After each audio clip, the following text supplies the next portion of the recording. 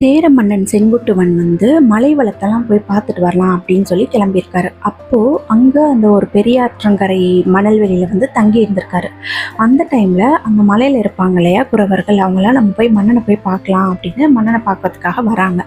அப்போது அந்த குறவர்களோட ஹெட் இருப்பார்ல தலைவன், அவர் சொல்கிறாரு, அவர் பார்த்துருப்பாரு. அதாவது ஒரு அசோக மரத்துக்கு கீழே கண்ணகி நின்றுட்டு இருந்ததையும், அதாவது மலர் விமானம் அப்படின்னு சொல்லுவாங்களே, அந்த விமானத்தில் கோவலன், அதாவது வானத்திலேருந்து கோவலன் கண்ணகியை கூட்டிகிட்டு திருப்பி 2 பேரும் வான்வெளியில் போனதையும் அவர் பார்த்துருப்பாரு. அதை மன்னன் கிட்ட அந்த தலைவன் சொல்லும் போது மன்னனுக்கு ஒன்றுமே புரியாது. அப்போது மன்னன் பக்கத்தில் இருந்த சாத்தனார் அப்படிங்கிறவர் கண்ணகிக்கு நடந்த கொடுமையும், கோவலனுக்கு நடந்ததையும், பாண்டிய மன்னனுக்கு நடந்த விஷயத்தை பற்றியும், மதுரைக்கு நடந்த விஷயத்தை பற்றியெல்லாம் மன்னன் கிட்ட சொல்லுவார். இந்த மாதிரி நீதி தவறி இறந்து போன பாண்டிய மன்னனை நினச்சி ரொம்ப ஃபீல் பண்ணிகிட்டு இருப்பார் செங்குட்டுவன்.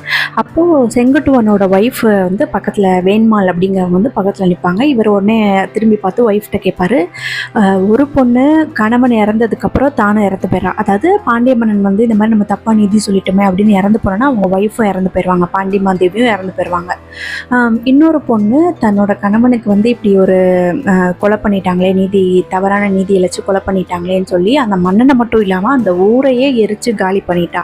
இந்த 2 பொண்ணுல யாரு சிறந்தவங்க சொல்லு அப்படின்னு கேட்பாரு.